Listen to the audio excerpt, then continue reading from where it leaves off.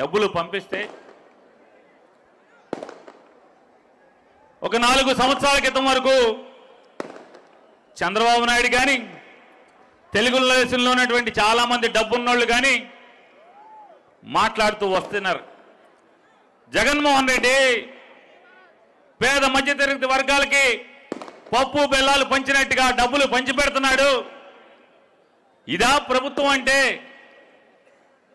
డబ్బులు పంచిపెట్టమా పేదవాళ్ళకి ప్రభుత్వం అంటే? అభివృద్ధి కావాలని మాట్లాడుతూ వచ్చారు.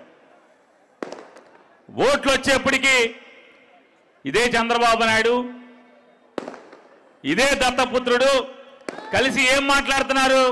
జగన్మోహన్ రెడ్డి గారి కంటే కూడా మేము ఎక్కువగా డబ్బులు మీకు పంపిస్తాం. ఆర్టీసీ చెయ్యాపితే చాలు, బస్ ఎక్కి మీరు డబ్బులుగా ఇవ్వక్కర్లేదు, ఫ్రీగా వెళ్ళిపోవచ్చు. అంటే 5 ఏళ్లలో 2,55,000 కోట్ల రూపాయలు నేరుగా ప్రజలకు పంపిస్తే, పంపించినప్పుడు రాష్ట్రం దివాళా తీస్తుందన్న వాళ్ళు ఇవాళ చంద్రబాబు నాయుడు ఇచ్చేటువంటి 6 హామీలు ఇంటింటికి పాంప్లెట్ ఇస్తున్నారు. మీ ఇంటికి కూడా వచ్చి ఉంటుంది. తెలుగుదేశం పార్టీ కార్యకర్తలకు పాంప్లెట్ తీసుకొచ్చి 6 షూరిటీలని మాట్లాడుతున్నారు. 6 షూరిటీలు విలువ సుమారుగా 5 ఏళ్లలో వాళ్ళు ఖర్చు పెట్టాల్సినటువంటి డబ్బులు 10 లక్షల కోట్ల రూపాయలు. అంటే 2,55,000 కోట్లకే ఈ రకమైన పరిస్థితి వస్తే వీళ్ళు ఇచ్చే హామీలు నిజంగా అమలవుతాయా? 5 ఏళ్ల క్రితం కూడా Modi photo, Chandrababu photo, Pawan Kalyan photo వేసి కూడా మనకు ఒక హామీ పత్రాన్ని ఇంటింటికి ఇచ్చారు. 2018-19 మధ్యలో 19 ఎలక్షన్లకు ముందు ఏ హామీ అయినా ఒక్కటన్నా 14లో ఇచ్చింది అమలు చేశారా? 2014 నుంచి ఇచ్చినటువంటి హామీలు ప్రతి ఇంటికి ఒక ఉద్యోగం ఇస్తా ఉన్నారు. ఇన్నాక భరత్రామ్ గారు చెప్పారు, బాబు వస్తే జాబ్ వస్తుంది అని చెప్పారు. ప్రతి ఇంటికి ఒక జాబ్ ఇస్తామని చెప్పారు. ఓట్లు వేసాం. ఈ రాష్ట్రంలో ఉన్నటువంటి ఆంధ్ర రాష్ట్ర ప్రజలందరూ కూడా చివరికి అధికారం వచ్చిన తర్వాత ఎవడికి వచ్చిందయ్యా జాబు? ఇంటింటికి ఒక జాబ్ వచ్చిందా అంటే కేవలం చంద్రబాబు నాయుడు ఇంట్లో మాత్రమే ఒక జాబ్ వచ్చింది. అది చంద్రబాబు నాయుడు కొడుక్కి దొడ్డిదారిని ఎమ్మెల్సీ చేసి అర్హత లేకుండా ఎమ్మెల్యేగా ఓట్లు వేయకుండా ఇచ్చినటువంటి ఉద్యోగం, పొందినటువంటి ఉద్యోగం, కుటుంబం ఉందంటే చంద్రబాబు నాయుడు కుటుంబం. చంద్రబాబు నాయుడు కొడుకు ఉద్యోగం జాబ్ వచ్చింది, కానీ ఈ రాష్ట్రంలో ఏ నిరుద్యోగికి కూడా జాబ్ రాలేదు. ఇవాళ జగన్మోహన్ రెడ్డి గారి గురించి మాట్లాడుతున్నారు. అమ్మ ఒడి డబ్బులు వేసేస్తున్నారు ఊరికే అని చెప్పని.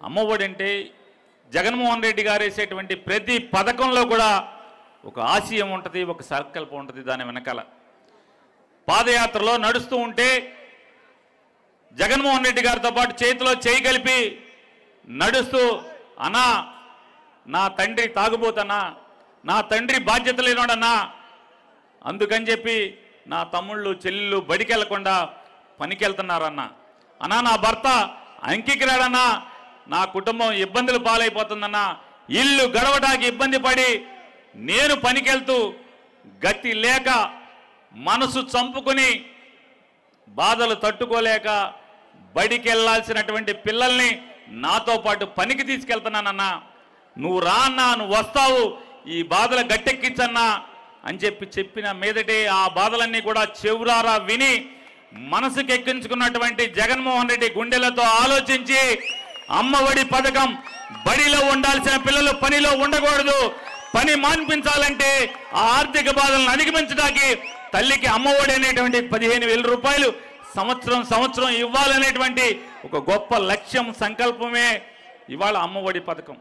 జగన్ నమ్ముతాడు ఒకటి, ముఖ్యమంత్రులు మారుతూ ఉంటారు, ప్రభుత్వాలు మారుతుంటాయి, జనం ఓటేసినప్పుడల్లా ఎన్టీ రామారావుకి వెళ్ళిపోయి ఒక మర్రి చెన్నారెడ్డి వచ్చాడు, లేదా ఒక విజయభాస్కర్ రెడ్డి వెళ్ళిపోయి మళ్ళీ ఎన్టీ రామారావు వచ్చాడు, ఎన్టీ రామారావుని కూలదోసి చంద్రబాబు వచ్చాడు, చంద్రబాబుని పడి జనం పడగొడితే రాజశేఖర రెడ్డి గారు వచ్చాడు, రాజశేఖర రెడ్డి గారు మరణిస్తే రోసయ్య వచ్చాడు, కిరణ్ కుమార్ రెడ్డి వచ్చాడు, మళ్ళీ చంద్రబాబు వచ్చాడు, మళ్ళీ జగన్మోహన్ రెడ్డి గారు వచ్చాడు.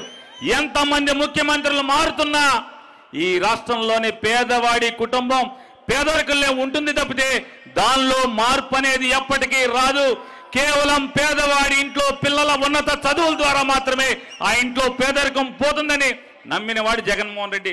అందుకోసమే ఈ పేదరికం పారదోలటం కోసమే ప్రభుత్వ బడుల మీద, పేదవాళ్ల పిల్లలు చదివేటువంటి ప్రభుత్వ బడుల మీద 16,000 కోట్ల రూపాయలని ఖర్చు పెట్టి ఇవాళ పేదవాళ్ళ పిల్లలకి, డబ్బున్న వాళ్ళ పిల్లలతో పోటీగా చదువు నేర్పించేదానికి ఇవాళ ఎంత కష్టపడి పనిచేస్తున్నాడు. ఇదొక్కసారి మనం ఆలోచించాల్సిన పరిస్థితి. ఇవాళ పేదవాడి మీద పెట్టేటువంటి ఈ పెట్టుబడి అభివృద్ధి కాదా అని మిమ్మల్ని అడుగుతున్నా. ఎవరైతే అభివృద్ధి లేదు, పంపిణీ ఉంది, డబ్బులు పంచుతున్నాడు, సంక్షేమం ఉంది, అభివృద్ధి లేదని, ఇది అభివృద్ధి కాదా అని చెప్పి అడుగుతున్నాను. పేదవాడి పిల్లల కోసం ఖర్చు పెట్టేటువంటి ఈ ప్రతి పైసా పేదవాడి కుటుంబంలోంచి